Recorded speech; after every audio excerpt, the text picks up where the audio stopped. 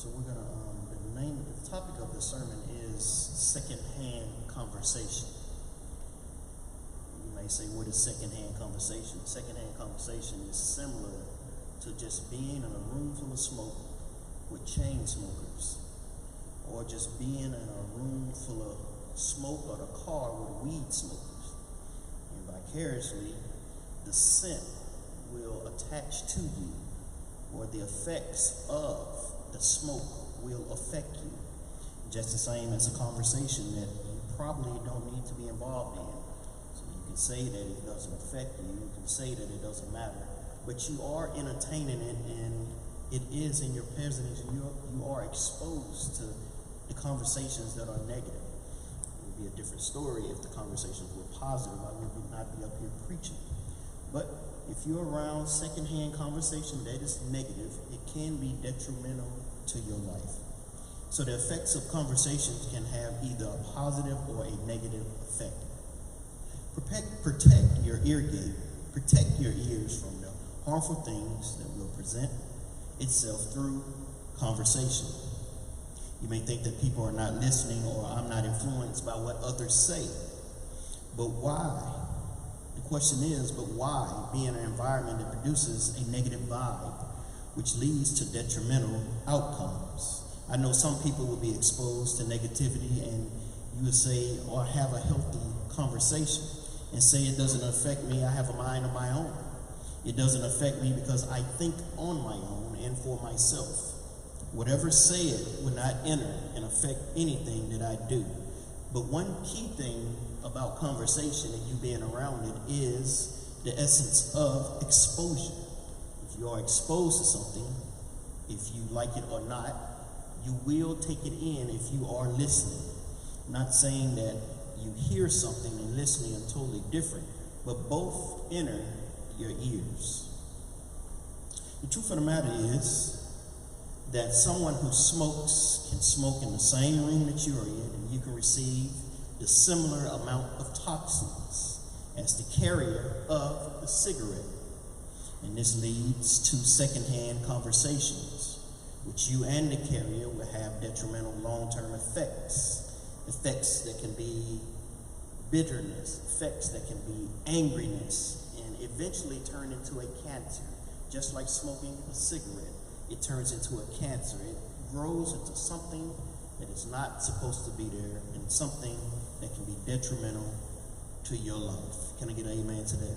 So sometimes being in the wrong room, around the wrong people, around messy people, around people who always like to start stuff and who like to hate on people, it can be detrimental long-term effects to yourself. Even though you may have positive things going on in your life, it can be detrimental to your family, it can be detrimental to your community, and most of all, it can be detrimental to yourself. For you look in the mirror, self is the biggest thing that can determine an outcome on your life, because self is the only one who can decide good from evil. Self is the only one that can decide if I would like to do something or not like to do something, as far as participation, hearing, and actively doing things. 1 John chapter 4, verse 8, it says, he that loveth not knoweth not God. He that loveth not knoweth not God, for God is love. In 1 John chapter 4, verse 20, it says, if a man say, I love God, and hated his brother, he is a liar. For he that loveth not his brother, whom he has seen, how can he love God for who he has not seen? And the thing is, this invisible words, they seem to carry so much value to us. Somebody can hit you and you will forget it, and that person will disappear. And that person may be dead and gone. But if somebody says something to you that's detrimental to your life, that upsets your spirit, it will stick for you no matter how old you are. If you are a child or you're an adult, and the person who said these negative and bad things to you and introduced them into your life, those words will stick around. I know the saying is sticks and stones may hurt my bones, but words would never matter. Words do matter. Words will stick around in your mind. when you are in your loneliest state in your life. Words will stick around in your mind when you're about to do something that you're not supposed to do, when you're about to do something negative. Most people who commit suicide, words that from the past have come into their mind and they keep replaying. And it's like a rewind button that keeps replaying every 10 seconds in their mind that they can't get over and they can't get rid of out of their mind, which leads them to their death, which leads them to spiritual death, which will lead me and you to not being born again and me and you not being fruitful to others because of the words that are other and the words that are said to one another. Secondhand conversation. I'm not listening. Secondhand conversation. I'm not taking in what others are saying to me. They just hate me. You may not be taking it in, but exposure to this point is so big.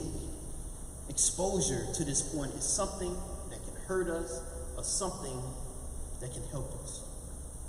In 1 Corinthians chapter 13, verse 4, it says, charity suffers long and is kind. Charity evadeth not. Charity vaunteth not itself. It's not puffed up. It do not have itself unseemly, seeking not her own. It is not easily provoked. Think it no evil. Charity means love. Rejoice not in iniquity, but rejoice in truth. Bear it all things, believe it all things, hope all things, endure all things. How can man, if you have received secondhand conversation? How can you deal with a secondhand conversation?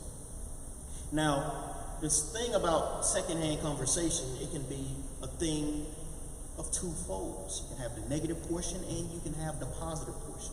You can be sitting in a restaurant and you can hear some people at another table talking about something positive, talking about business, talking about some endeavor that you want to get in. And yet it sparks your interest for you to, one, listen, because vicariously you will listen because it sparks your interest. And it's the same thing about negative people. If it sparks your interest of being a hater, maybe you are a hater. If it sparks your interest on being negative, maybe you are a negative person. If it sparks your interest to be messy and talk about people, maybe you are a messy person. But if you are the same way on the flip side, if you are a positive person and you hang around positive people and you hear things that positive people are saying, you will probably have a positive outcome.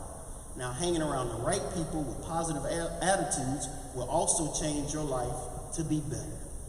Positive people live because they don't dwell on the past. They are always looking towards the future or the next thing to do. So it's safe to say that negative people usually stay in the past or in the same spot because they are so focused on someone or something else that they have not broke out of. Now, if you're in this prison that you place yourself in, this hating prison, this upset prison, this prison of a bad spirit, you put yourself in that prison and you seem like you cannot escape and move forward. So if you're negative, you just keep moving back and dwelling on the things that positive people have moved on from. So negative people, they stay in the past. They're always talking about the past. Why they have to do all that? It don't take all that to do that. I remember when blah, blah, blah had this, and they just, I don't know, I don't like him. Why you don't like him? I don't know. Something that they did 20 years ago, something that they said to me 15 years ago. I don't like the way they looked at me. When you're around negative things, you just think negative all the time. You have a negative outcome. Unforgiveness is a venom. We cannot stop the memories of the past from arising, but we can make a decision on what to do with those memories. Once something happens in your life, you must choose to control it or it will control you. We must choose to love because those who love, they live. And then they let it go, and then they live again, and then they keep living because they move on from the negative things unto the positive things, which will lead you to your destiny. One thing about it, when God puts purpose in your life, there's no room for unforgiveness. It's no room for being negative. It's no room for being a venom or being something that would impede your progress. If you are negative, you will bleed negative blood. You will be around negative people. And you will take yourself out. So today, the Lord has sent this word to free us from the prison of bitterness, from the prison of angriness, from the prison of being a hater. This is exactly what it is. It holds you hostage with a life sentence. People who are entrapped by this bondage often never get free. But God wants us to be free.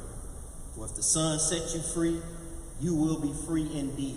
It is something that we can't do by ourselves because we put ourselves in this prison. We put ourselves in this situation. It is only by the Son, Jesus Christ, and by the blood of Christ that is going to get us out of all these situations that we are in, and get us out of these situations and these people who are trying to set trap for us, and get us out of this negative influence, and get us out of these, or from around these haters. This is the only way that you're going to get through it, is by the help of God.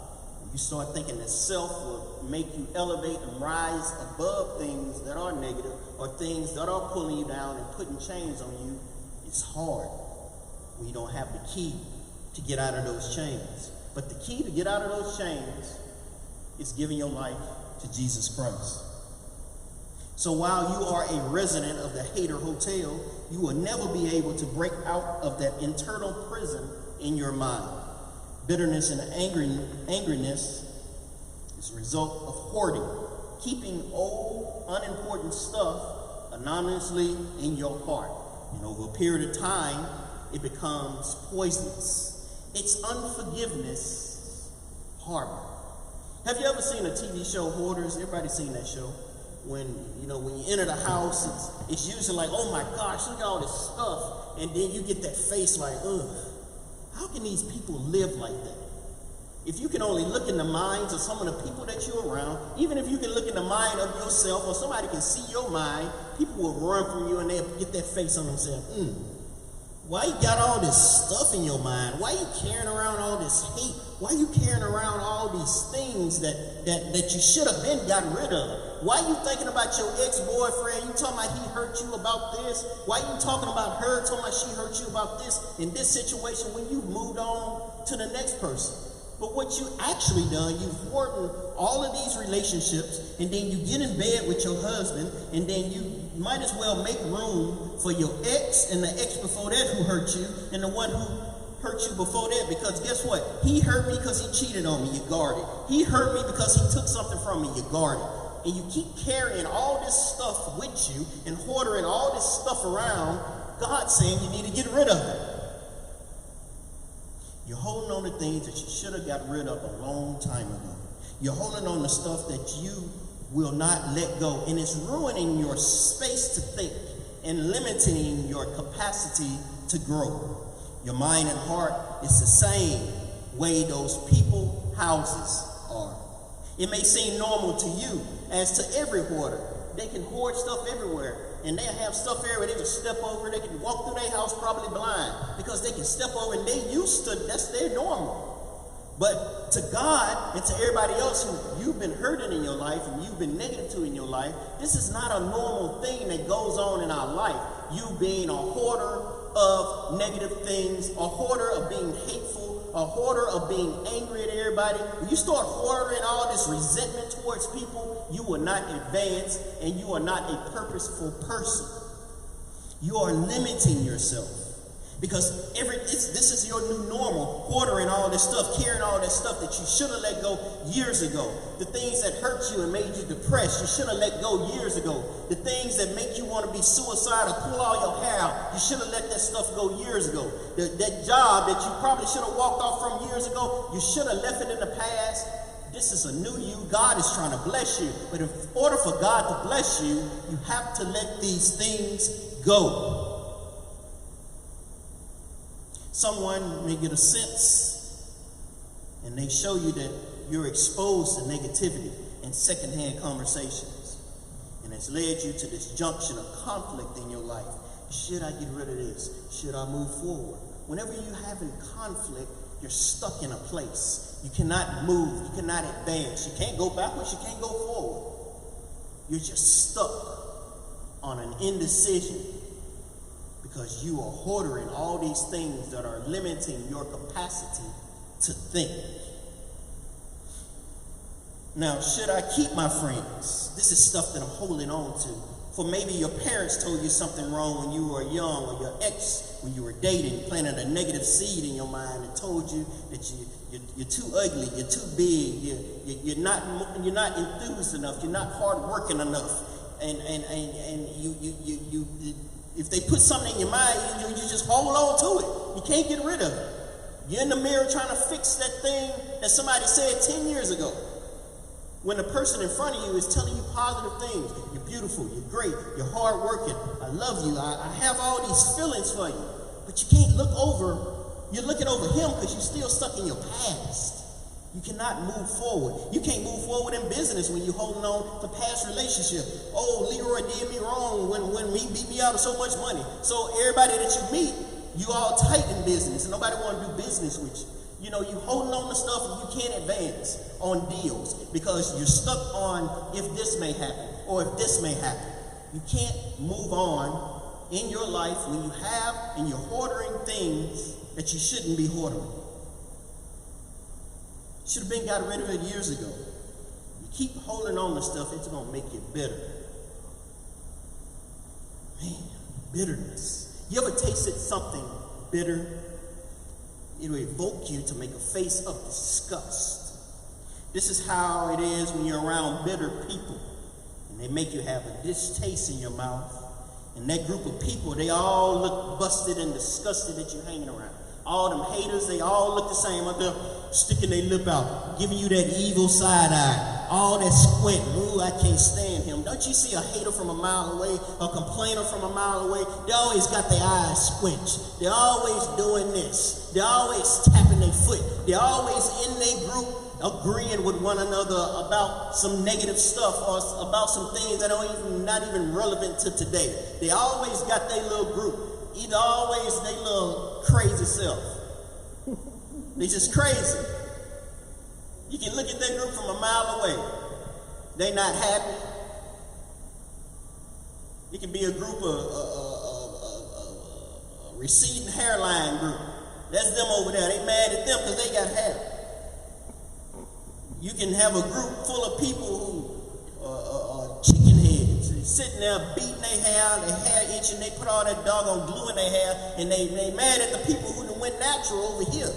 Even though they may not have that much hair, but it's their hair, and they showing and they being themselves. But they over there hating, talking about, oh, she thinks she cute because she cut her hair off. But you over there beating your brains out because your hair itching. You can't even scratch your hair because you're a hater. And if you take 1 second and scratch your head and look in the mirror and say, man, what am I doing wrong in my life? You will come to see that you need to get from around those negative people that you are holding a huddle with. Yes, you're holding a huddle. It's like Drew Brees or Deshaun Watson calling the play. All y'all haters in the huddle. Look here. I don't like him. I don't like her. Look, do whatever you can to stop them from scoring. Ready, break. That's what it's like.